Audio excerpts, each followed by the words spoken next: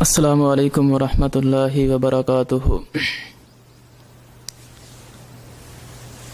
نحمدہ ونصلی علی رسولہ الکریم، اما بعد فاعوذ باللہ من الشیطان الرجیم، بسم اللہ الرحمن الرحیم۔ قال اللہ تبارک وتعالی فی القرآن المجید، الا بذکر اللہ تطمئن القلوب۔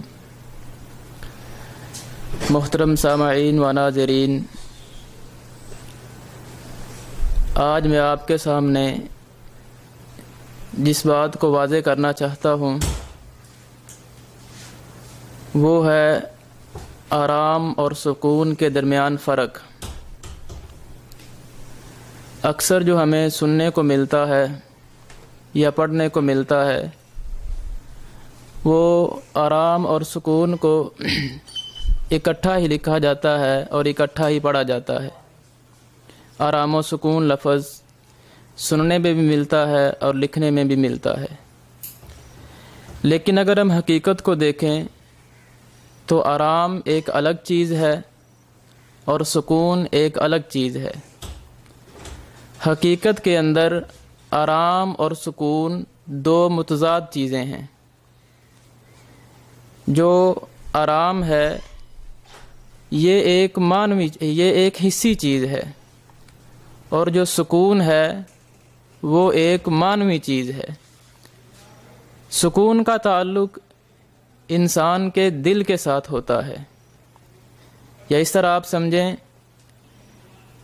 کہ جو آرام ہے اس کا تعلق ہارڈ ویئر کے ساتھ ہے، اور جو سکون ہے اس کا تعلق سافٹ ویئر کے ساتھ ہے۔ اس کے لیے چند مثالیں آپ کے سامنے رکھنا چاہوں گا، کچھ واقعات آپ کے سامنے رکھنا چاہوں گا۔ ہمارے تجربات اور مشاہدات میں بھی یہ بات آئی ہے کہ آرام اور سکون یہ دونوں متضاد چیزیں ہیں۔ اگر آپ کے پاس اچھی گاڑی ہے تو آپ کے پاس آرام تو ہے لیکن سکون کا ہونا ضروری نہیں۔ اگر آپ کے پاس اچھا گھر ہے، اچھی کوٹھی ہے، اچھا بنگلہ ہے، تو آپ کے پاس آرام تو ہے، سکون ہو سکتا ہے لیکن سکون کا ہونا ضروری نہیں۔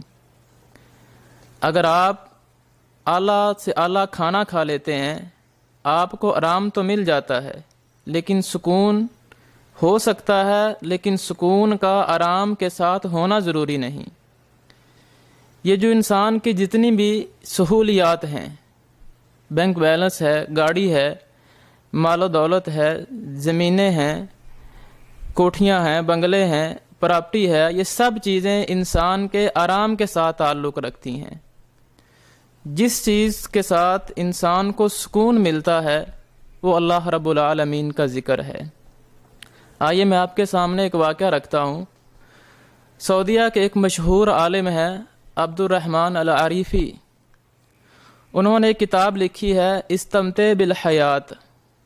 اس کا ترجمہ پاکستان میں بھی دارالسلام کی طرف سے شائع ہو چکا ہے، زندگی سے لطف اٹھائیے کے نام سے۔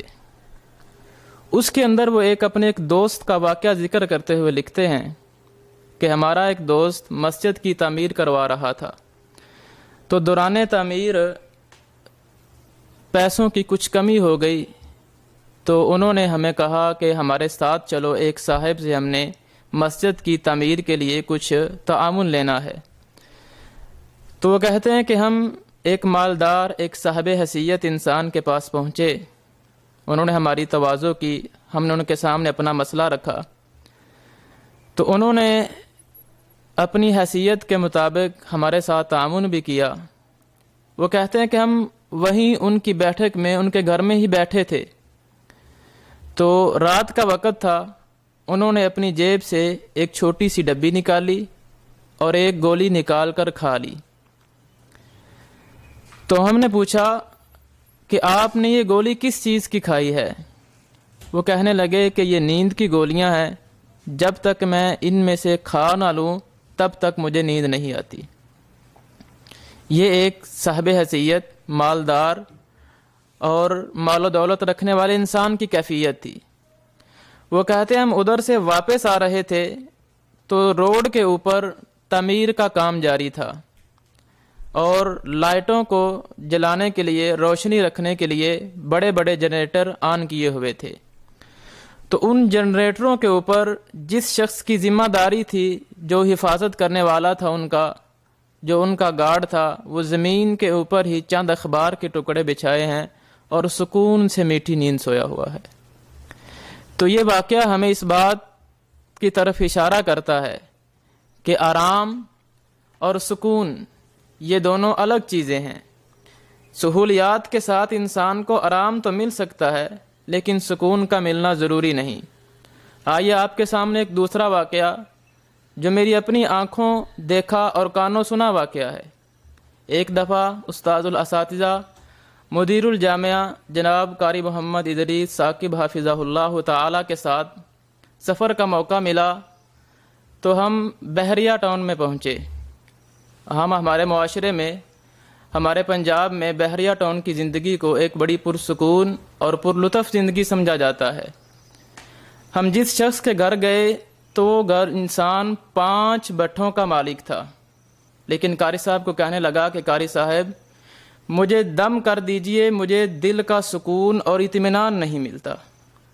اب دیکھیے کہ بحریہ ٹاؤن کی زندگی جو عام غریب انسان کی پہنچ سے دور ہے اور ایک پرلطف اور پرسکون زندگی سمجھی جاتی ہے، 5 بٹھوں کے مالک کو وہاں پر رہ کر بھی سکون اور اطمینان نہیں ملتا۔ تو یہ واقعہ، اس سے بھی یہ بات ہمیں معلوم ہوتی ہے کہ آرام الگ چیز ہے، سکون الگ چیز ہے، یہ دونوں متضاد چیزیں ہیں۔ اعلیٰ سے اعلیٰ گاڑی، اعلیٰ سے اعلیٰ کھانا، اعلیٰ سے اعلیٰ لباس، اعلیٰ سے اعلیٰ جوتا، اعلیٰ سے اعلیٰ جو نا وہ سفری سہولتیں، الغرض انسان کی زندگی میں جتنی بھی سہولیات ہیں وہ انسان کو آرام تو دے سکتی ہیں لیکن سکون نہیں دے سکتی۔ جو چیز سکون اور اطمینان دینے والی چیز ہے وہ اللہ رب العالمین نے ہمیں بتا دیا ہے، الا بذکر اللہ تطمئن القلوب۔ اللہ رب العالمین ہمیں اپنے ذکر کی طرف لوٹنے کی توفیق عطا فرمائے۔ وما علیہ الا البلاغ المبین۔ رحمن یا رحمن ساعدنی یا رحمن اشرح صدری قرآن